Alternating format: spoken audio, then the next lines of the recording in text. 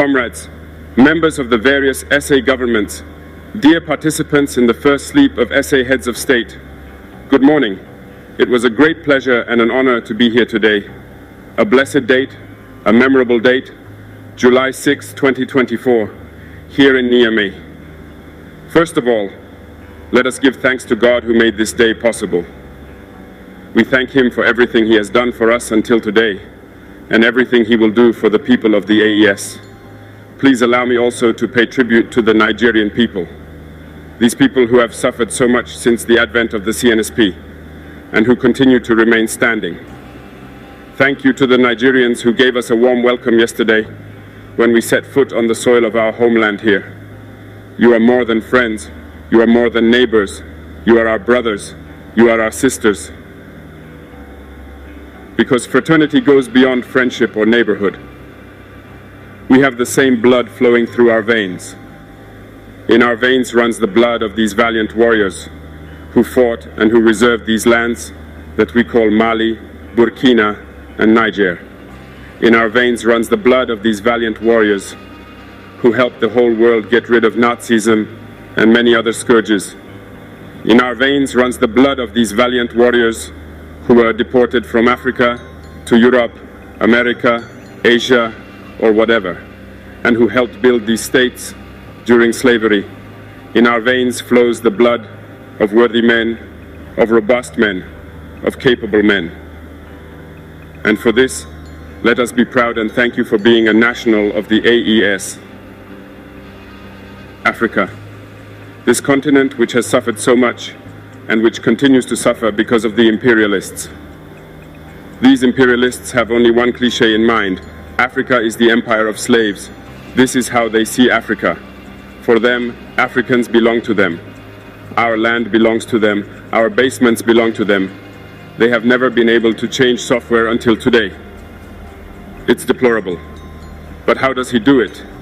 It is unfortunately since the 1960s that these 6,000 acres of independence were given to Africa. They just placed local valleys at the head, according to them, of their sub-prefecture to be able to continue to supply them. These local valleys that we are going to describe today as living room slaves have no other guide than to seek to live like the master, to satisfy the master, and to do everything that the master dictates.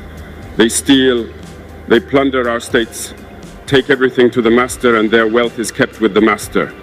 They do everything to live like their master and always satisfy him. When the master commands, they execute. Do you know who these parlor slaves are? We will explain to you what it is. These are individuals who have no dignity, who have no morals, who have no personality. But the slave master always knew how to identify these individuals. They are always ready to betray their brother to satisfy the master. They have betrayed us since independence, and others continue to betray us until today for the benefit of their master. These individuals always continue against all odds to plunder Africa, to help the master to plunder Africa. They like to say it every year. In their economic survey, Burkina is the poorest country, Mali is the poorest country, Niger is the poorest country. We are ranked among the last. All right, if we are as poor as they say, but when the time came to take responsibility, we asked these masters to leave the place. Why don't they want to leave? Because we take the case of Niger. For more than 40 years, certain countries have exploited uranium to produce energy at home. From Ottawa to Paris, the streets are illuminated. It's light. But in Niger, it's darkness. Security that served us. When you go to our states, our soils are drilled all over to search for precious metals such as gold. But often, there is not even the slightest accessible road to reach areas where they exploit some basic social services. This is why we decided to revolt and take the destiny of our countries into our own hands. There are many other examples, but when we decided this, we were approached by some parlor slaves to give us their master's message, because they had created this sort of polymer chain that sticks up at the head of our states to serve them. And we have come to break the chain, and it's inconceivable for them. They therefore approached us and asked us to join the ranks to form part of the elite who must lead Africa because they have a trained and formatted elite who must follow, who are embedded in this chain. We refused to join their ranks, and from then on, hostilities began. They have led several mercenaries, trainers, and agents into our areas who have descended into the Sahel to hope to carry out barbaric, cowardly attacks against our populations, to hope to revolt them.